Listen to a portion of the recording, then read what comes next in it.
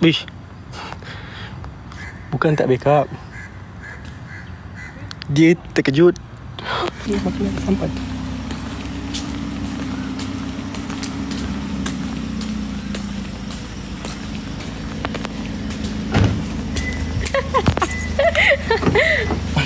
Allah, kunci pula. Assalamualaikum. Jauh, ya, dia tunggu padang sebelah dia tunggunya. Kejap. Tang. Dia nak buat air. Dia pun Kak Jana yang buatkan air.